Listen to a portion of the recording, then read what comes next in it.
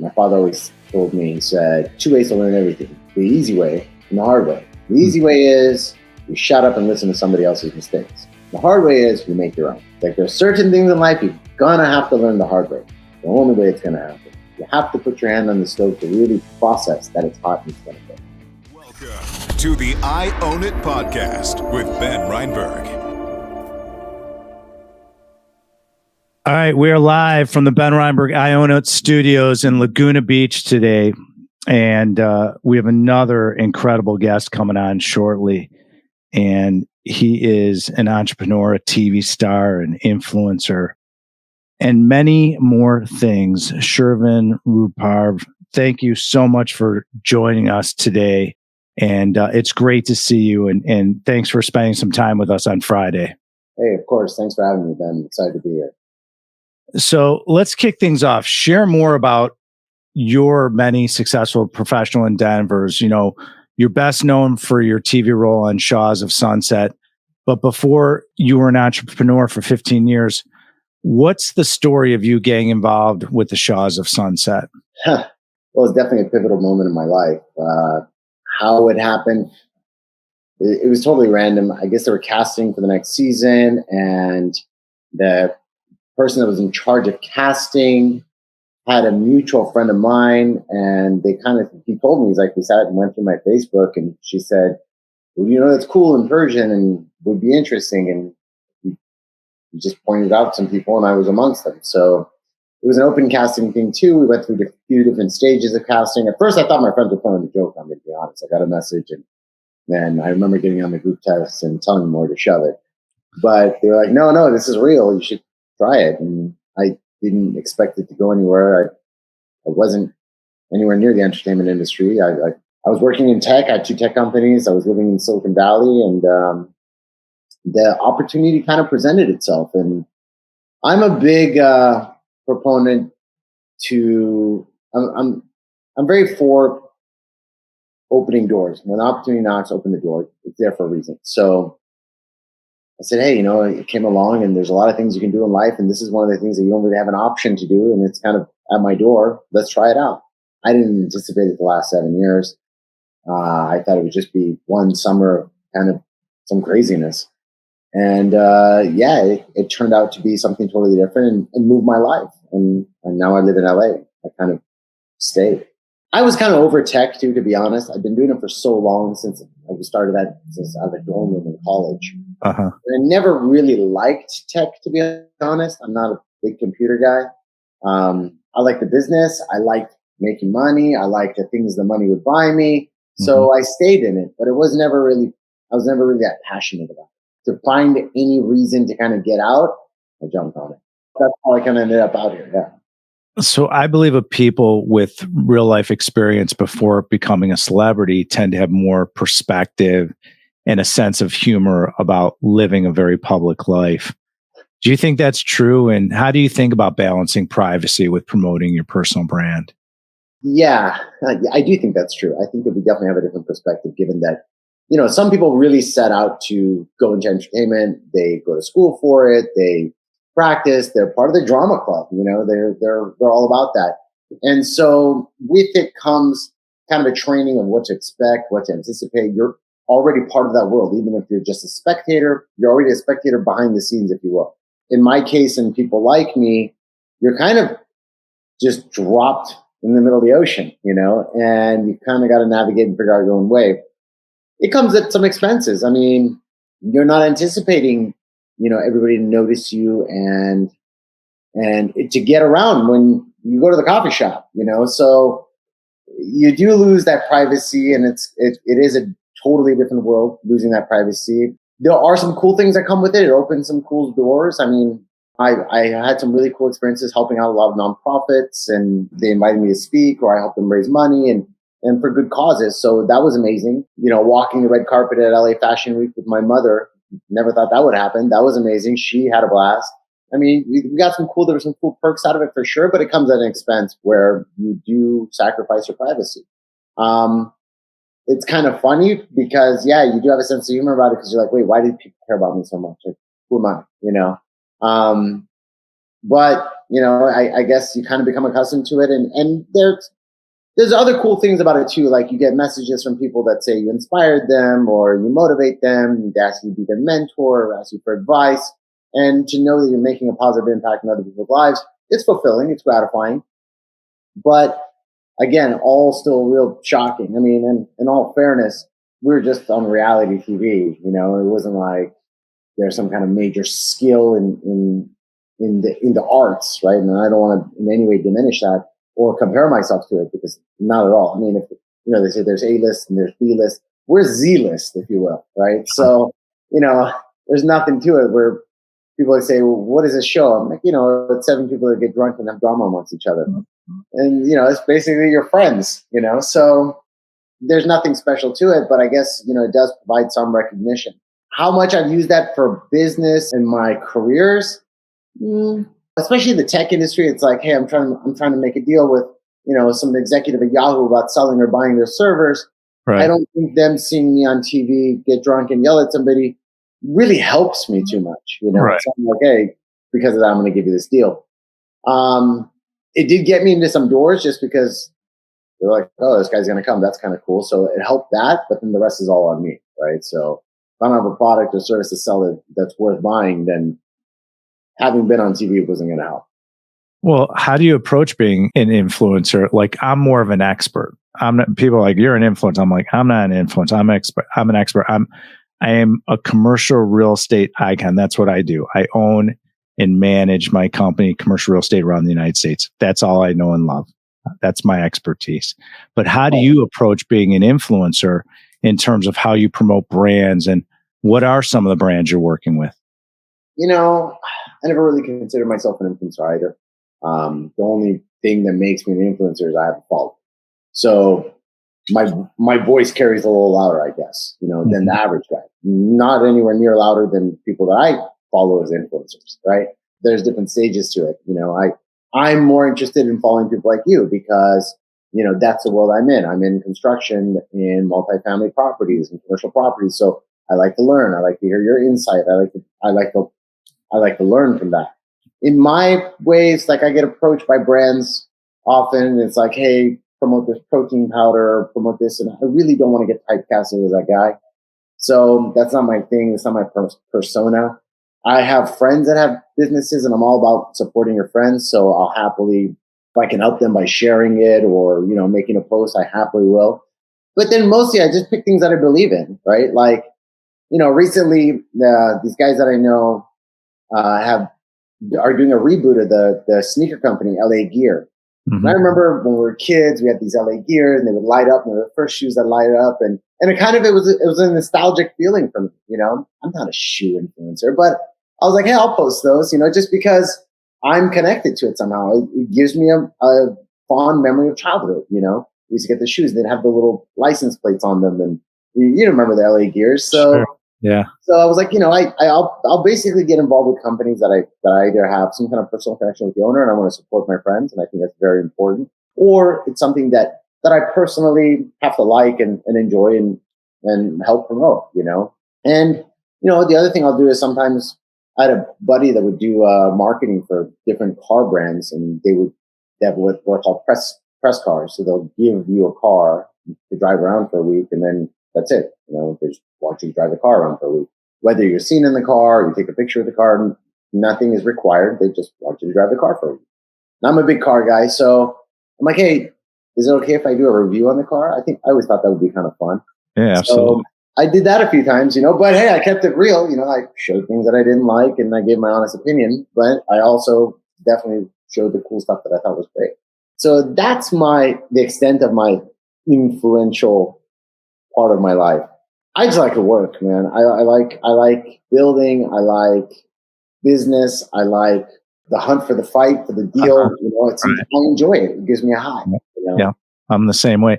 When I was in my 20s, my first deal was an industrial deal in Chicago. That's where I'm from.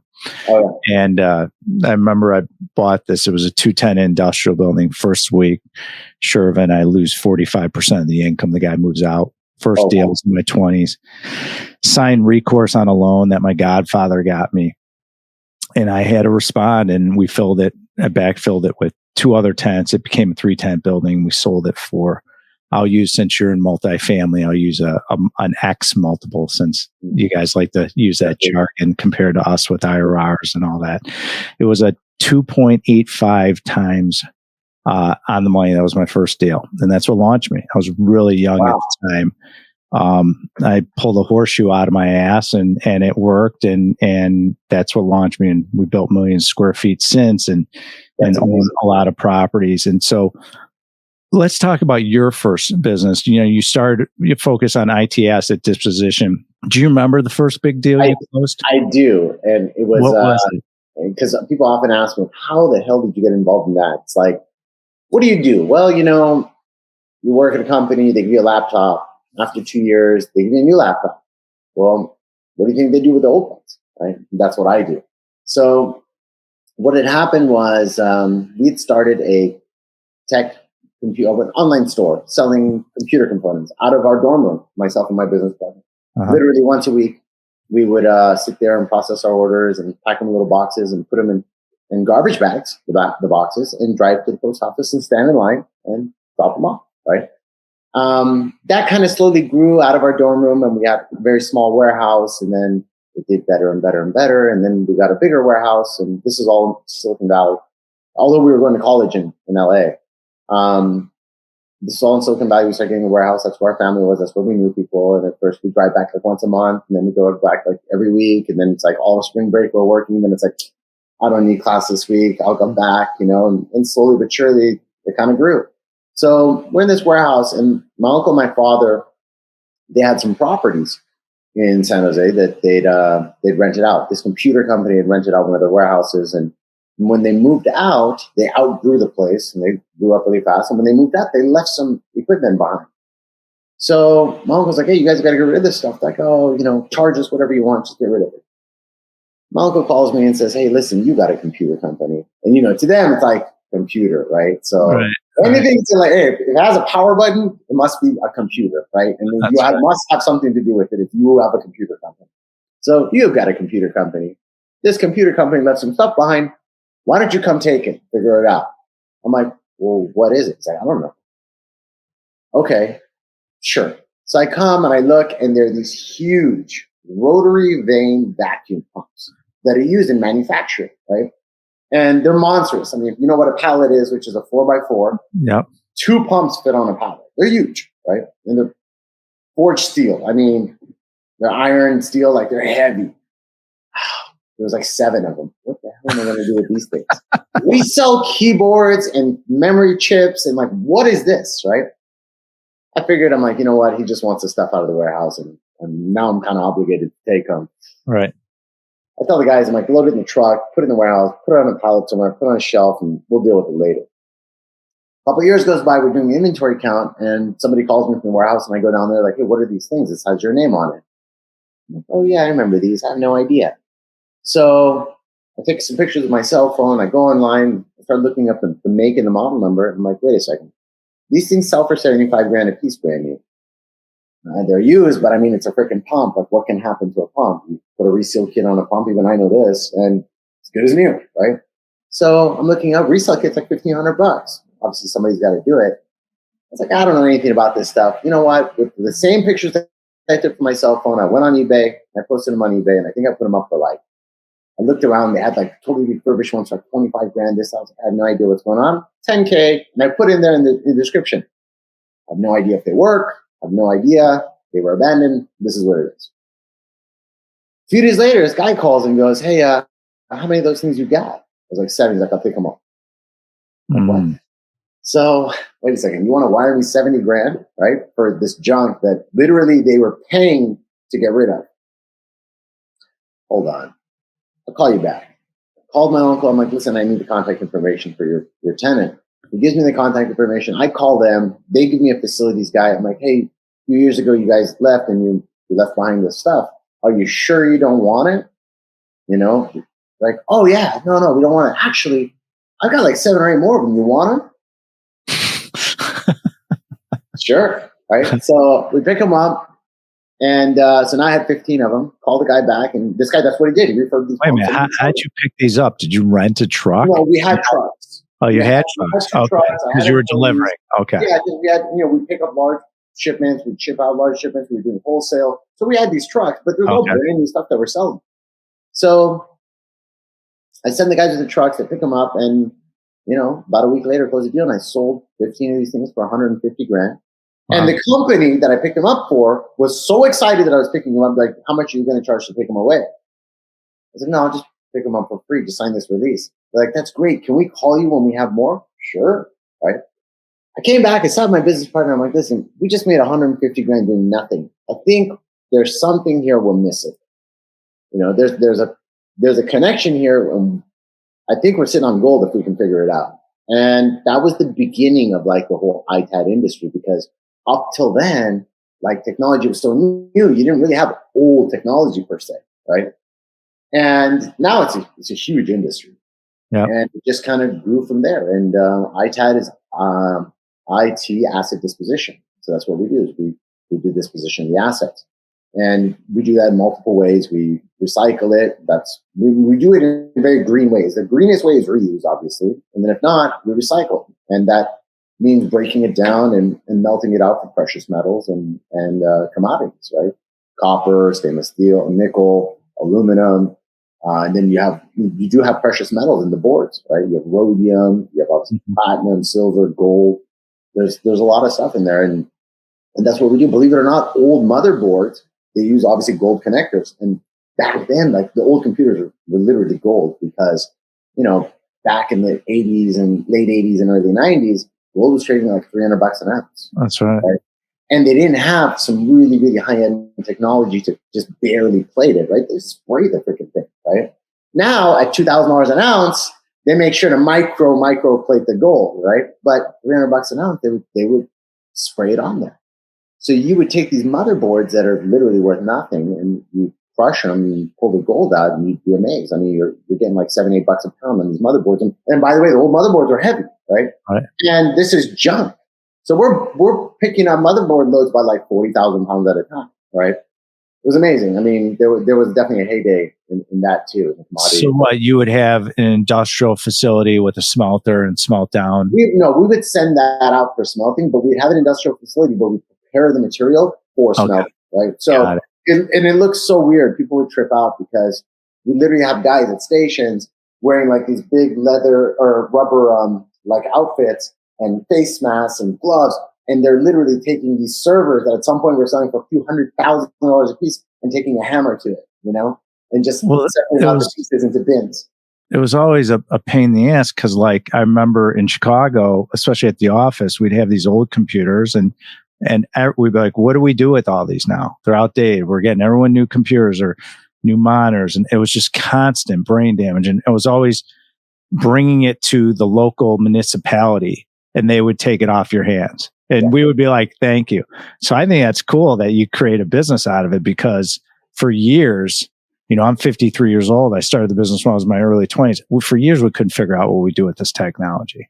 Oh, and you'd be surprised to this day. And you got to understand, when it comes to technology and turning over, I always give this example. A Subway sandwich shop will have a computer or a terminal that they have to turn over at something. Yeah. So it's literally universal, and it's just going to add up. So, I mean, and it's funny because it goes so far down the priority totem pole that, like, I don't know what to do with it, give it to somebody else. And it's like some janitor, some facilities manager, or some secretary has to go on Google and find out, like, hey, can you guys pick this up? Or what will you guys charge us?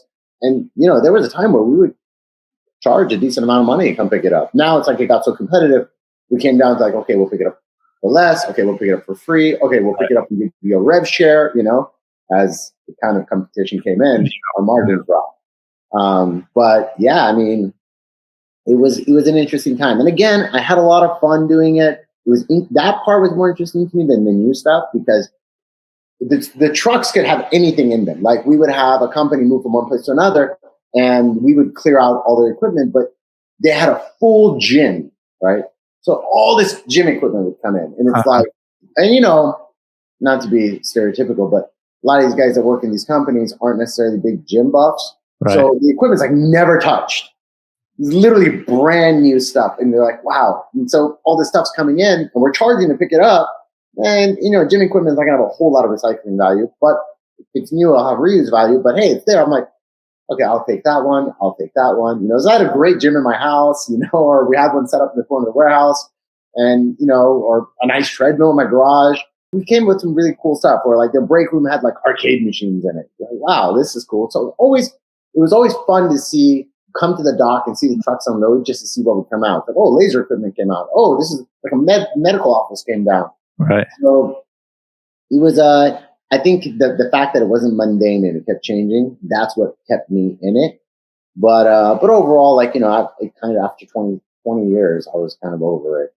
I was like, okay, I'm starting to exit, which I did. And now I'm in construction and development, which I love because you get to build something, it's like you see dirt and then you come back and there's a property here. There's an investment here. There's a place where people are going to live where, I always say this, I'm like, we're going to build something that's going to be here much longer than you are. And lives are going to happen here. People will be born. People will be consummated.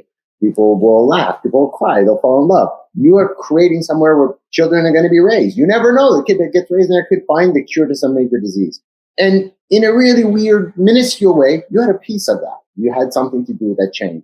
So it gives you, to me, it gives me worth. You know what I mean? Like, so it's multifamily you're creating. Yeah. What are like typical deals? Are they 5 units? Are you looking at 200 units? Recently, there's been a big push in LA for affordable housing, which has taken properties that normally would have been, 12 units, 14 units. They're squeezing like 30 units out of them, right? Because they're micro units. Yeah. Right? So you're talking about 350, 400 square foot unit. Yeah. And, and it's, at first we're like, oh, that's so weird. But is it really though? They've been doing that in Tokyo for God knows how, or London, right? In heavily densely populated metropolitan areas, they have to go to these smaller spaces for living spaces to make it literally affordable, right? I mean, $3,000 a month in LA is a smoking deal. If you can get anything for $3,000 a month. Whereas, in most places of the country, it's like, what? That's a house, right? Yeah. So with affordable housing, now you're able to get to sub $2,000, which is unheard of for, I don't know, well over a decade or two in LA. The multifamily market in LA just baffles me. So I have 3 kids. My oldest son just graduated from USC and he moved into the Sawtell neighborhood. Oh, okay. And I was he was telling me, because I had a step in, the landlord was being a little bit different. These guys have jobs and now they have salaries and, landlords are tough on them. Like, need this security deposit. One of the kids wasn't working. And so I had to step in and say, look, as a landlord, even though I'm not in the multifamily space, I still have logic everywhere we own around the country. I said, would you rather have a larger security deposit? I said, let's say the worst case happened. They default. It's not going to happen because Joey's not going to default and his roommates aren't. But let's say they default and you get 3 to 6 months security deposit. Wouldn't you rather have a large security? You're not going to sue these kids and go after them. You can get nothing. So you might as well get a large security deposit. But it's amazing to me, the demand up in your area for apartments and how fast they go. It's like an anomaly because we own commercial real estate around the country. And I have a lot of friends of mine, they're icons in multifamily space. And it just amazes me how the velocity of units turn in Los Angeles County in those areas. I was very interested about the same thing, the fact the sheer number of apartments versus homes and whatnot. And it's not like you're out of space here, right? We're not talking about New York, or San Francisco. LA's pretty open and it's pretty barren. Like I'm looking at the hills right now and there's a lot of space, right? It's funny. Sometimes I'll look at lots. It's like, oh, there's a lot in Beverly Hills, like 4-acre lot, $300,000. What? And because nobody's willing to put in the work to build it. That's why everybody's involved in this. So it's a transplant city. People are constantly coming and going. The turnaround is ridiculous, right? City of dreams. People come, they try, either works or it doesn't, and they turn, right? So there's always demand for these apartments. And I met these older guys that are like, they're doing really well. And every single one that I've met with you, I own a bunch of apartment buildings, right? So you're like, okay, well, obviously that's the formula, So, and I look up to them and kind of try to model it. I start to own my own, start to build some of my own projects, start to partner with some people to do it. It's like, okay, you've got this piece of property, let's renovate it, let's build it. I'll do it for less, but I'll own a few of the units, et cetera and so forth. So it works out. I mean, it's definitely a very unique industry, and unique to the city, that is, right? And that's because of the major industry here in LA is either real estate or entertainment, right? Right. And here's what's funny about, look at your situation. You fall ass backwards into entertainment. Yeah. When think about it, you have a lot of young people that are talented, that are looking to get into your side of the business, and you didn't really have to try too hard. Yeah. And so it's kind of interesting how that works out of fate and the universe. 100%. That's a prime example of, I guess, right time, right place. It just worked out. Hey, when we first started that company, we were only using the post office. And there's a position at the post office that somebody sits in Sacramento. They're called the Grand Master. The Grand Master of the Postal Service. And I guess it's an elected position. So this was, early 2000s, late 90s. And so the whole online store thing was kind of newer. It wasn't, Amazon for shopping definitely didn't exist, eBay had blurped up, and it was just for like Beanie Babies. Then it kind of dipped down, and it was just all private websites, private online stores. And so we were shipping only through through USPS, the Postal Service. And we had a call one day, and like, hey, listen, the Grand Master is in the area, and he doesn't know anything about online stores and stuff, and he wants to wrap his head. He wants to do a couple visits, and the paper is going to come and take some pictures. Do you mind, because you guys are young? Do you mind if he comes and kind of shakes your hand for a couple pictures and meets you guys and stuff? Like, sure, come on by. So this guy comes, and we meet a really nice guy, and he was like, I have no idea what the hell's going on here. I can't wrap my head around it, but you guys are giving business to the United States Postal Service, so I want to be able to help you and support you and this and that. He's like, there's a couple of other gentlemen. There's a few gentlemen not too far from here in Los Gatos. Maybe it was like a 15-minute drive. It's like a few years older than you guys, and they're doing something, again, I don't know, they use the post office a lot. Yeah, I kind of want to connect you guys. Maybe something can come of it, this and that. Would you guys be open to meeting them? Yeah, I was being nice. Sure, why not? So what do these guys do? And he told us, and then when he left, my business partner's like, so you want to go meet these guys or what? I was like, no, man, that stuff's not going to really take off. Who the hell is going to rent movies through the mail? I'll just go to Blockbuster. I'm not going to waste my time with that. Yeah, well, could have met the Netflix guys at a really early stage and potentially seen what would have came of that, right? Right. So sometimes right time, right place, and sometimes you barely miss it, right? That's right. Well, that's just life. And so with the multifamily investing you do, with the amount of demand and limited supply, I'd have to imagine a lot of the investors are holding these properties for a long period of time. And when they do sell, are the yields really low when they come on the market, expensive, and because they know that they're valuable and there's barriers to entry to get in?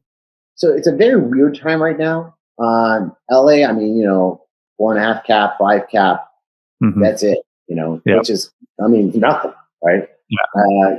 Think about this. Interest rates, the loan constants are in the 8s right now. So that's why it's a very interesting time. But traditionally, we're in a 4.5, 5 cap area. That's pretty much standard going rate. Well, the loans are really messed up. Well, going into Red October, COVID really threw it for a loop, right? Because, as these properties are based on their rental income. And when the, 15, 16, 18 months of rental income comes to zero, and, a lot of my clients that own these properties that we work on, they're like, literally during that time, 85, 90% of the tenants are not paying rent.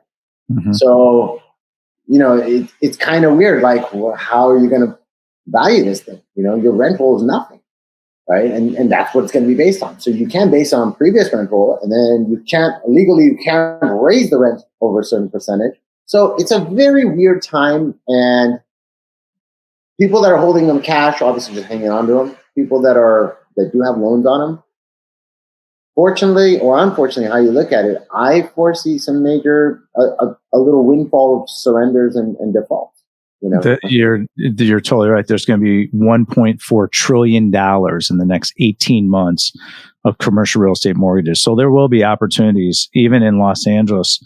There will be opportunities, Shervin, coming, and you should have some great opportunities ahead of you. So keep your powder dry. What we do is we own and manage a large portion of our portfolio.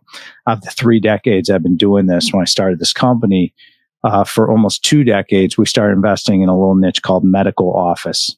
And it's grown since. I was criticized as a young man to invest in medical office because they were talking about socialized medicine and where were these doctors going to go, and et cetera, et cetera. And then 6 years ago, we got involved in veterinary office, and great. So our niche is really pandemic and recession resilient, which I love. But in multifamily, one of the challenges was, especially in Los Angeles, and it goes back to the political side of things, is where you have these moratorium, these eviction laws that you can't evict your tenants. And so how did that play out? Did that affect you at all? Or do you have any colleagues where you had tenants that were part of those eviction stories in the COVID process? They're still protected. Yeah. And I mean, to me, it's baffling. It's like, how do you pay your mortgage as a landlord and provide great service and protection and security and making sure, and maintenance, and the list goes on. And wait a minute, I can't get cash flow from the people that are benefiting from all this hard work and investment in the property. How does that work? Yeah, I don't know how it works. It's mind-boggling. To be honest, it doesn't work. A lot of people are, again, because they bought it so long ago, the debt service is close to none. They don't really like to leverage too much. These are all family owned. A lot of them are inherited even, right? Mm-hmm. So it's like, they're not really true property managers. Property's been sitting there. So, a lot of them are like, even the rent control people, the rent control people in LA are not going to move. Right. You might have a high turnaround in the experience that your son had in that building, but rent control, once they get it, it's like, I look at some of them, it's like, oh, the guy's been there for 27 years, right? Right. We'll probably be there for another 27 if he can. So those are a little different, but there was some relief a little bit with the what do they call it? The government one, where they gave some rent back. Mm-hmm. And the really savvy building owners were able to kind of secure some of that, but that fund, just like every other fund that comes out, runs out pretty quickly. That's right. It's such a weird time. It's still in the air, to be honest. I'm sure you know this too. Like the state still hasn't figured out what they're going to do and how they're going to make everybody come whole out of this thing. In the meanwhile, to be honest, you just have to pay for it. You have no choice. Yeah. It was either that or literally surrender your building. You have no choice. And that's a lot of what we do. We do enhancements to buildings. We do, one of our things that we focus on is compliance, right? So we do software retrofit. Mm-hmm. And this gets me an opportunity to meet with a lot of building owners. And it's like, okay, well, what do you want to do with your building? Do you want to add some ADUs and make some additionals and convert some parking, et cetera, and so forth, and add some value to building while we're doing the seismic? New law now is the balcony inspections, right? Mm-hmm. That's like, I don't know if you know this, but the state of California passed a law by the end of 2024. It's called elevated elements. Any element, whether it be a balcony, a pathway, a catwalk, a landing that's above 6 feet off the ground, has to be inspected once every 4 years. Mm-hmm. There's a lot of elevated elements in the state, a lot. And considering that they've never been inspected before, there's a lot of rock, right? Especially when you get towards the coastal cities like Santa Monica, Marina del Rey. I mean, we've opened up buildings where I can put my hand through the beam. You know what I mean? Like, that bad. And so, and it's a compliance issue, right? So I'm a big fan of doing business where I don't really have to sell. They're asking to buy. You know what I mean? Right. It's a way better position to be in. Right. So, and it also allows you to start talking to the building owners, seeing, hey, do you want to, I've got this other building, I'm selling it. I want to do this. I want to do that. Well, we can do this. We can do that. So it kind of gets you in the door, right? It works really well. And the money's not bad either. It keeps your crew busy. It's a good one. But that's recently started. And this is an interesting thing too. So you have to do these balcony inspections, elevated element inspection, but the city office has nowhere for you to turn in the inspection. Right? So it's like, okay, we did the inspection. What do we do with it? Hang on to it. Well, okay. What do you mean? Nobody needs to. Okay. So how are you enforcing it? Right. What we don't want to tell you is the insurance companies are the ones that have pushed this through to reduce themselves a liability. So at the end of 2024, the insurance company is going to say, give me your balcony inspection. Well, we're just not going to renew. Which is... Yeah, I mean, that's a huge... Let's talk about this insurance. I mean, insurance, and I could tell you in our business, from all the states we own, especially coastal states, whether it's Florida, Texas, you name it, Alabama, up and down, south, southeast, we have a large presence as well. Insurance has gone through the roof around the country. Insane. How is it affecting your tenants and your investments? What do you do? Because, your net operating income is getting hammered. And what do the lenders do, Shervin? Because it's like, well, wait a minute. We said to you, we'd have a debt service coverage of, say, 1.25. It could be 1.35, whatever.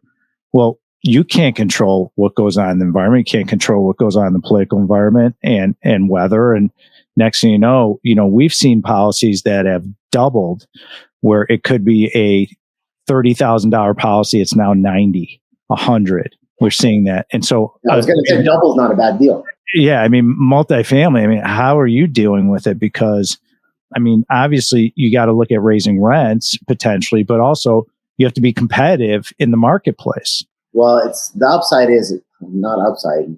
It's up and down depending on how you think about it. When you're raising rents, everybody's having the same problem.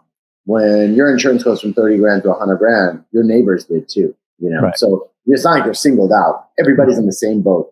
And when everybody's loan goes adjustable, it's not just yours that just went from 3 points to 8 points. Your neighbors did too. So on one side, like, it's too expensive to live in California and people are moving out in drones. The other side, you're allowing all this to happen and we're just making it more expensive. How else is it going to get paid for? It just doesn't make sense. The building owners are not going to own buildings and then rent them out at a loss. That's never happened. It will never happen. It's against the laws of physics of business, right? So how do they anticipate for us to do this? I have no idea. And it's not just multifamily or commercial. Have you seen the single family residence insurances? Mm-hmm. Insane, right? I literally was looking at this house. It was a decent sized house for myself. And when I pulled the insurance bid, it was like $3,000 a month for insurance. Man, like, I remember I had a house in the Bay Area, a multi-million-dollar house. I think I was paying like $1,500 a year. $3,000 a month. Oh well, it's in a fire area. What do you mean a fire area? Right? Okay, so why don't you point to me where the fireproof area is, and I'll go look at houses there. How's that? Right. That's right. So I don't know what to say. I mean, it's left. We were getting taxed left and right, and I give this example sometimes. I'm like, some days you go out, you work all day to make money, and some days you work all day to lose as little as possible. Right. So unfortunately, these are kind of those days. And why I always say, listen, this is where the thing starts kind of shaking. It's just a matter before it topples over, and when it does, that's when you have the real wealth opportunities.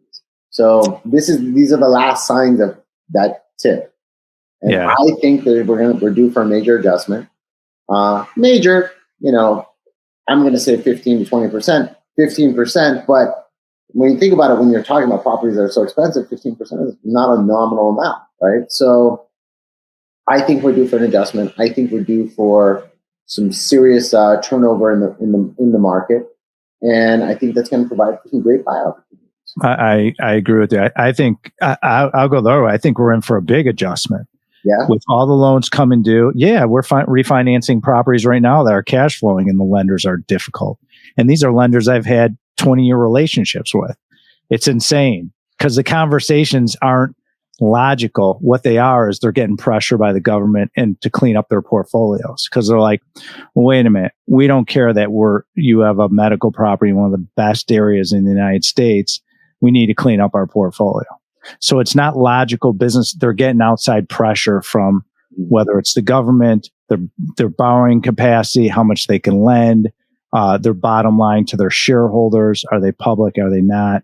So all these different banks and lenders around the country are struggling because they're trying to figure out how do I clean up my CRE portfolio, but I'm also going to lose business from a company like Alliance Ben who could feed us a lot of loans and operating accounts to loan off their money.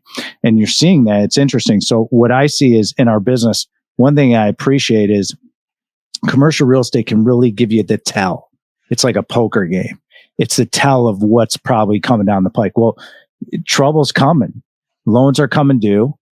People are going to be giving back property. People have started giving back property. Some of them don't even want to renew their loans. So what do? You have to restructure. They go into forbearance agreements. And so all this stuff is starting to happen. And guess what? Lines of credit for businesses start tightening too. Mm-hmm. And then unemployment increases.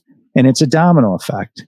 And so it's going to be very interesting to see 2024 to me in the fourth quarter, I expect, and that there's going to be a lot of buying opportunities. And so, yes. And so with our new fund, the Alliance Medical Property Fund, the reason why it has so much interest for people to invest is because they're saying, we see the opportunities. We say, okay, well, we have a conservative asset class like medical properties with upside.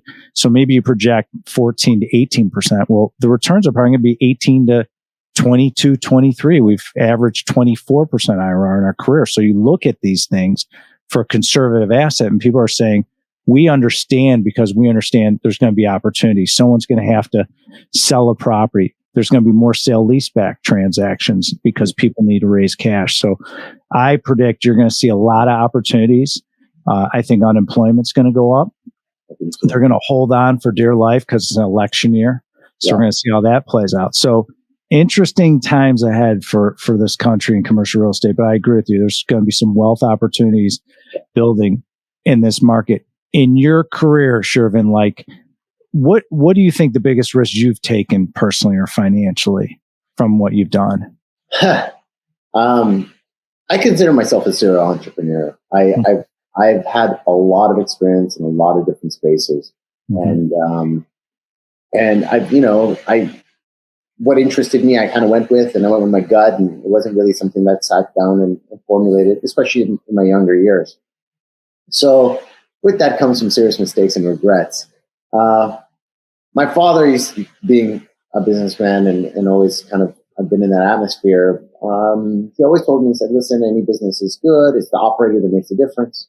And in any business you can think of, I can show you, want somebody that's made a ridiculous lifestyle out of it, and I can show you 10 people that have failed. So it's about who's doing it that makes a difference. Unless you're inventing something from scratch, you're just another link to the chain.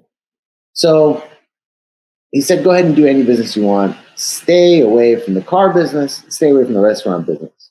Well, I did both of those. And they were both my biggest losses. And they're both industries I never want to touch again. And, he said, listen, you want a car, buy it and drive it. Don't get in the business. You like restaurants, go sit and dine at them. Don't own them. Right. So they are definitely, those industries are their own animals, just like many other industries. But what I've learned is, certain things like, for example, commercial real estate versus residential real estate versus, I have a lot of properties. I have condos in Vegas that we do short-term rentals with, which it's its own animal. But all of these kind of share a skeleton, if you will. Yeah, those other industries don't have that skeleton. They're somewhat spineless, to be honest. And those are the mistakes I made. I kind of ventured out a little too far from what I know, and I followed it. I followed it with my gut and my passion as to what I wanted to do, as opposed to what I should be doing. Right. So I think I learned, don't mix work and play. I don't want to sound too cliche, but it's true. When you take your passion and you make it your business, it's no longer your passion; it's your business. Right. So I think you should keep your passion, be passionate about your passions, and be business about your businesses. So, do you have kids? No. Okay. No, I always joke around with them. Not that I've ever met, but no, I don't. I hope to soon. I'm getting to that age, and I really do want to, and I've kind of pushed it off because I said, well, wait till I'm financially a little bit more stable. I'm a little bit more this, I'm a little bit more that. I'll come to the realization, you want to do it, you got to do it now. Sounds good. Well, when you want to teach them about money and success, you'll have a lot of experience, and I can help you with that too, because I have 3 kids, and I taught them the sense of budgeting and how valuable it is, and you'll be able to pass that on to them. That's great. Yeah, I'm looking forward to it. The best way, like I've learned, the best way to learn or to teach is to teach from mistakes. So I've made plenty. Yeah, absolutely. Well, it's all about failing forward. I mean, there's no doubt in real estate or any business, if you don't fail and you can't and you don't learn from it how to improve and grow. I mean, life is all about growth. So I love health and fitness. I train 5 days a week. I'm into my health and fitness, whether it's eating, lifestyle. What are some of your favorite workouts, and what does your fitness routine look like these days? I went on a vacation earlier in January, and when I came back, almost a year ago, when I came back, I was looking at the pictures and I'm like, man, I'm out of shape. So this year I've completely changed, and I found a lot of benefits in certain things that I've done. Intermittent fasting has been huge for me. Yeah, I do the same thing. Yeah, 18 hours minimum, and I have to do it, and you get used to it. It's not so bad, and you realize you save a lot of time too, because you don't have to worry about going and eating this and that. So intermittent fasting has been big. I train a lot nowadays. I'm thinking, I'm getting older. I want to be healthy. I want to kind of watch what I'm doing. I slowed down a lot of the social drinking, right? Mm-hmm. And that was a huge difference, Yep. That in itself was a good 10, 12 pounds. But not just that, it's just you sleep better. I started to realize I'm having a drink just to have a drink. I'm not really having fun, right? It's just the good in my hand. Well, might as well hold club soda. It's the same thing.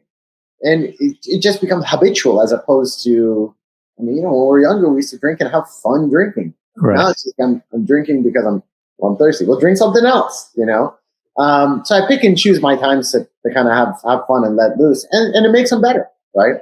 You don't realize that a couple glasses of scotch just because you like the taste just costs you 600-700 calories, right? Then when you get on the treadmill and realize how long it takes to burn that off, you think twice. That's right. So I've definitely started to do that. I train quite a bit. I really enjoy it, and most recently, something that I love is I was never a morning person.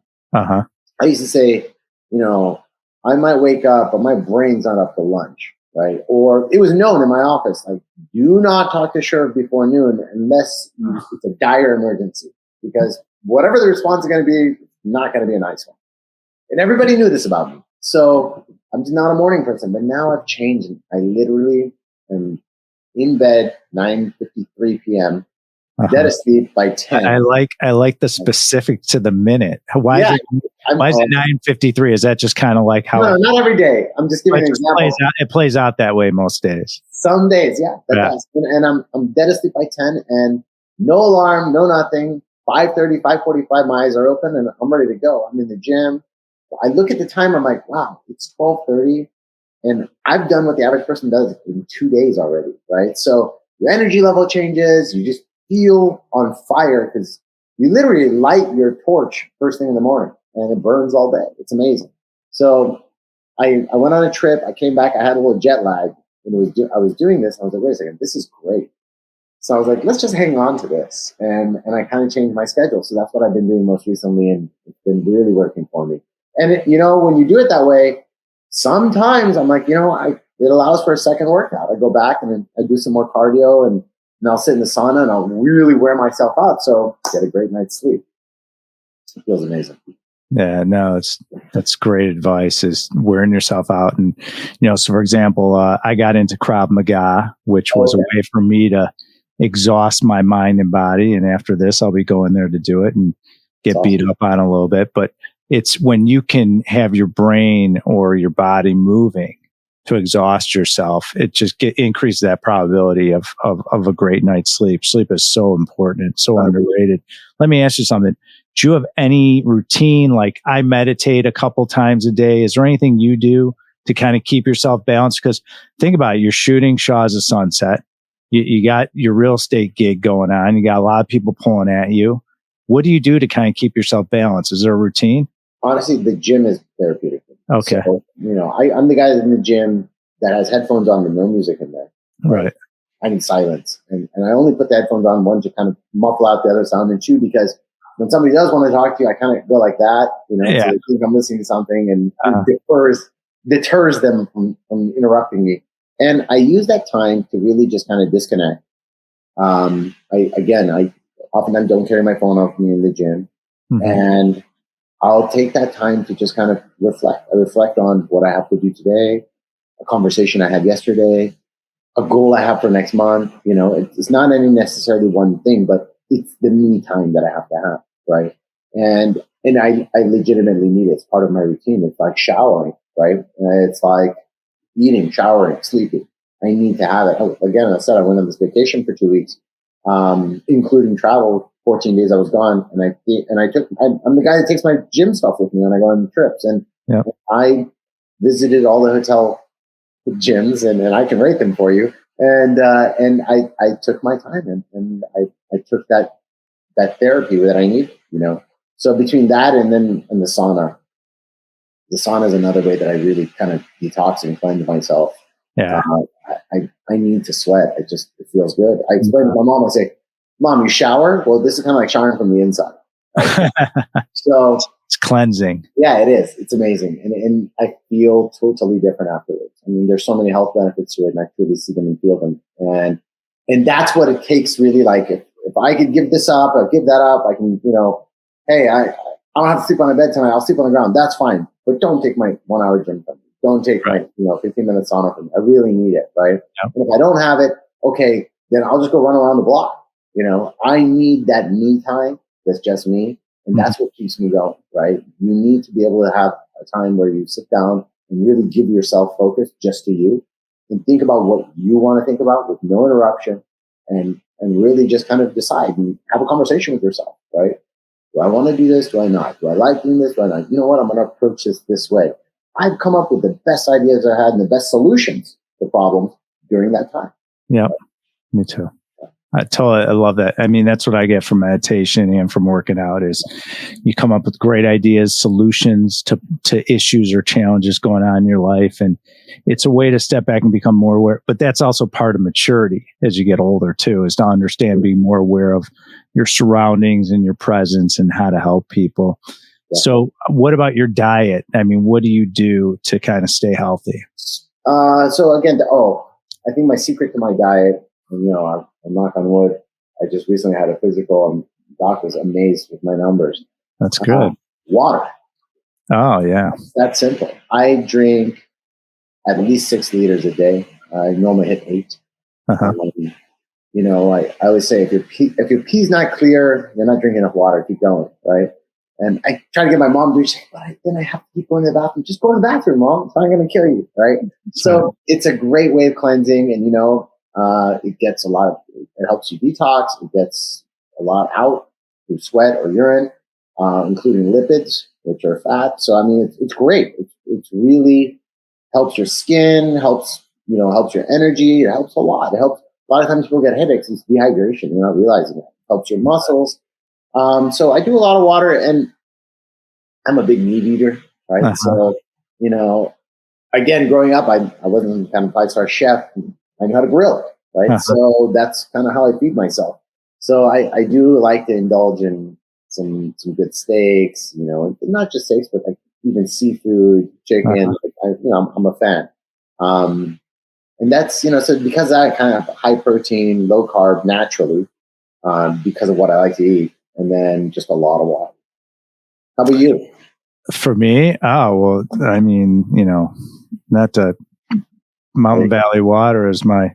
That's your go-to. It's my go-to. I'm also big. I've gotten so I collect wine, and I stopped drinking probably a few years ago. Like I'll have a glass of wine here and there because I like a good glass of wine because I learned. I grew up growing up in commercial real estate. I was part of some icons from around the country. Got me into a wine club where I had to ship a case of wine, Shervin, to guys that were really successful than me. And I couldn't afford it at the time. And so I'd send one guy a case of wine and I had to give him the notes. And so I started learning about it, and I said, wow, this is really cool. There's actually a business behind this drink. I was young. It's in my 20s. And so I would send a case and send the notes, and it allowed me to learn business from icons in commercial real estate. And they were impressed because I would write the story of behind the case of wine, of the region it came from and the notes and everything. But what it allowed me to do was to tap into their resources when I need it. Lenders, third parties, attorneys, whatever it was. I had a menu of a lot of resources from doing this. So wine became a passion of mine. A few years ago, I really stopped drinking as much, and I love it. And so I drink a lot of sparkling water, Pellegrino, and in California, they got this other one they're peddling at all the restaurants. So I have that one. And what I do is, the psychology is, I take a wine glass with ice, I pour the sparkling water in it with limes, and drink it. And so person I'm with, they might have a glass of wine or tequila or whatever. I feel like I'm drinking with them, but I'm having something I enjoy. And so psychological. So me, it's water. Interesting. This week, I tried something new.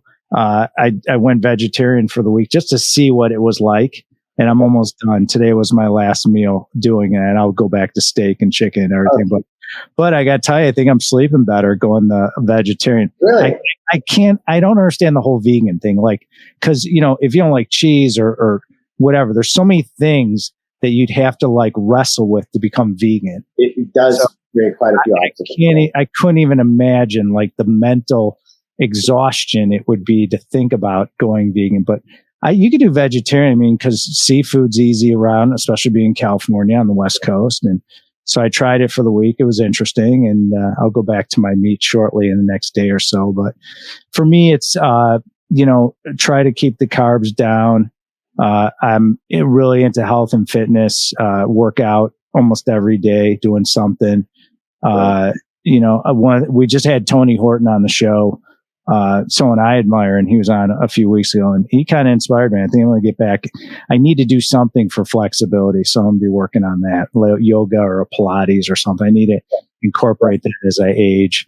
So I'll be looking into that. But generally speaking, eating healthy, staying, keep moving my body. I don't travel as much as I used to in commercial real estate. So it's nice. I have other people do it for me. And other than that, just plugging away, and it just works. And amazing. You look great, Ben. You can tell. Take care of yourself. I appreciate it. Yeah, I work hard at it and get up at the crack of dawn. And to me, the biggest game changer that I did the last year and a half was meditating. Once I got into meditation, it changed my world. You don't become triggered, and you learn how to deal with people better, and your negotiations are better, and people start noticing the change. So it's something that I've been doing for a while, and it works for me. So let me ask you something before we wrap up. Are there any ventures in particular in the pipeline or causes you're involved with you want to share with our audience? I know you're involved in Parsley Quality. You could talk a little bit about that. Is there anything that you're passionate about you want to share? Well, I'm passionate about a lot of things to kind of help. I think business-wise, I'm really passionate about a new startup that I'm getting involved in. Mm-hmm. I have a feeling it's going to be a name that a lot of people are going to be hearing later on. It's called Janus Labs, and they are a group of neuroscientists and AI professionals, and they've created. I've seen a prototype. It's pretty interesting. They've created a Bluetooth collar that goes around the dog, mm-hmm. and it interprets neuronic activity. So it speaks for the dog. It's amazing, right? So I think that's something. Wow. I'm really excited. We've been holding a lot of meetings, and I'm on the investor side of it, but just to watch it grow and happen, and to see the kind of differences it's been, the kind of applications that can be used. I'm a big pet person too. A lot of people are. I don't know if you have any pets. Yeah, we have 2 dogs. To be able to know when they're in pain, or to be able to understand how to interpret that, mm-hmm. or what they like or what they don't like, it's literally like having your, again, I don't have kids, but I can imagine something similar, having your kids start saying their first words, right? And communicate. So I'm really excited about that. I think it's a major disruptor, a game changer, and I'm really excited to be a part of it. Well, what's interesting about what you just said, it's one of the reasons why we got in the veterinarian property space. It's beyond just dogs and cats. People own reptiles now, horses, cattle. People are buying all different types of animals out throughout the pigs, you name it. And so what's interesting about that, Yeah, well, I mean, it's endless. You can name a lot of different. It's crazy what people own. And would Mike Tyson own like tigers or something? I mean, so And he had doves, right? Pigeons. yeah, that's hundreds of pigeons. Yeah. So people are investing in these animals, and you invest so much money. I mean, take people that have dogs. I mean, I have 2 dogs. A lot of people have dogs. The money you spend on these pets is incredible. So when we saw that in the veterinarian space and we saw it growing, we saw that, Mars Candy is the largest owner in the veterinarian space, between the animal food that they own to all the VCA hospitals around and clinics. We said, wow, look at that. Great credit, good properties. And all of us are investing in these pets. Sounds like a damn good business that's going to pay rent. And that's what they do. And so I like that idea of yours, because I think that's wonderful, because that industry just keeps growing and growing. Agreed. Yeah, definitely. It's endless. So we're going to wrap up with our 3 questions. Are you ready, my friend? Yes, sir. All right. So, by the way, if you're ever in Laguna Beach, more than happy to come down to our studio. Love to have you in person. And so on our couch, I would say, sure, lay down, kick off your shoes, kick your head back, close your eyes. How old are you now? Well, I just turned 43. 43. You're young 43. Go back to when you were 16 years old.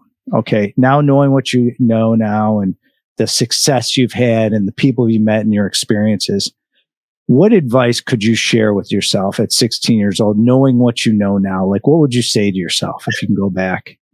I randomly thought about this the other day. I couldn't get out of my head. Though I'm not a big fan of this, but I couldn't get out of my head. Buy as much Bitcoin as you can. Right.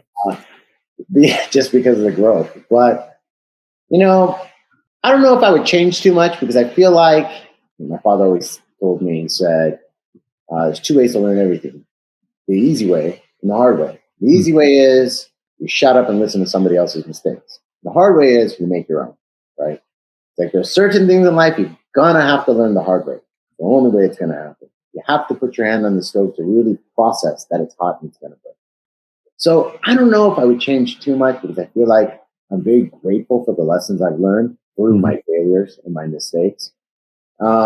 But I think it would be more about temperament and just calm down, slow down. No good decision is made in haste. Relax. Whatever decision you have to make right now, you can make tomorrow. The world's not going to change. You'll be fine. And I think that's a major thing I've learned. And as I was listening to you right now discuss meditation and talk to me about how, and hearing your voice, how it's changed and helped you kind of control that temperament, I thought to myself, maybe I should give it a shot, and because the more I'm able to do that, the better my decisions are, the better I'm able to navigate life, right? And business. Right.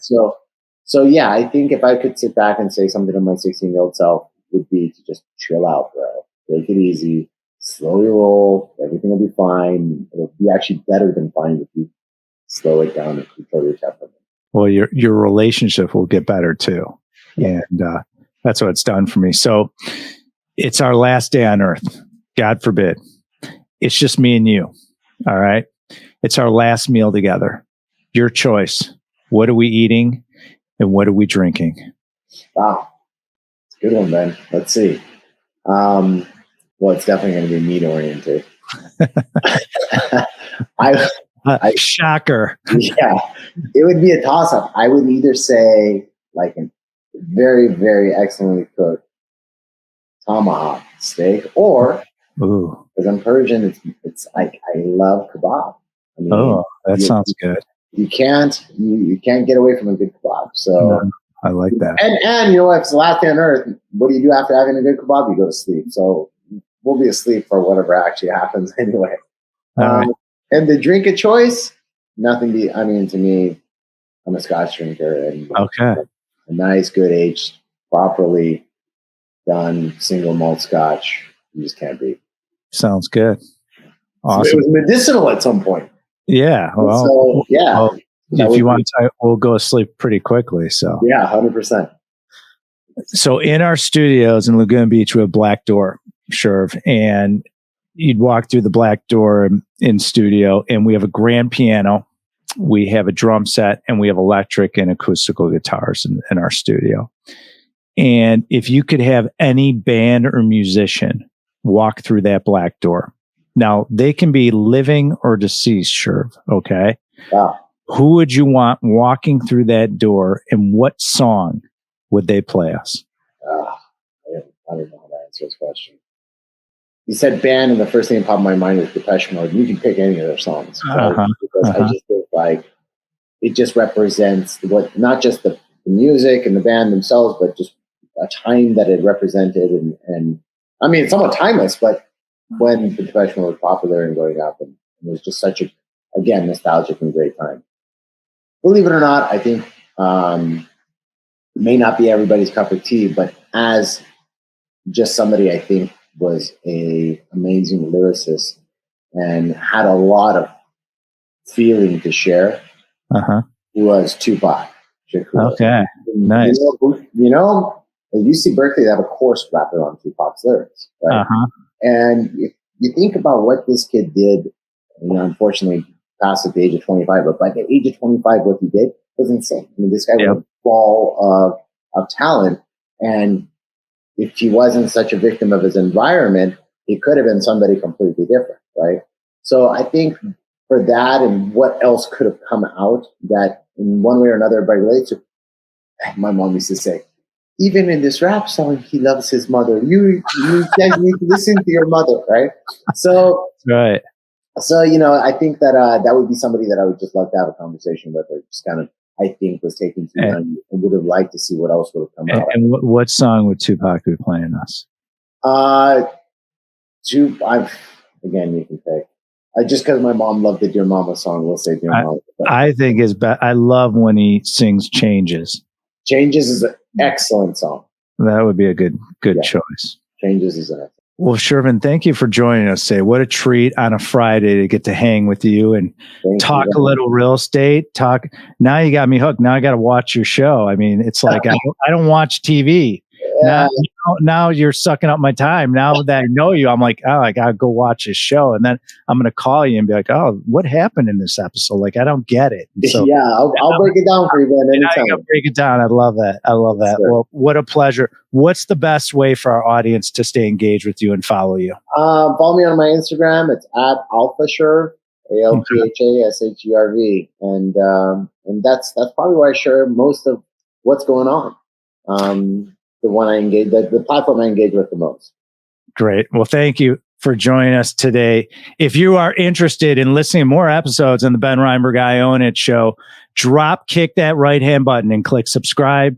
Feel free to click the like button as much as possible, because as we say in the ether, let it go viral.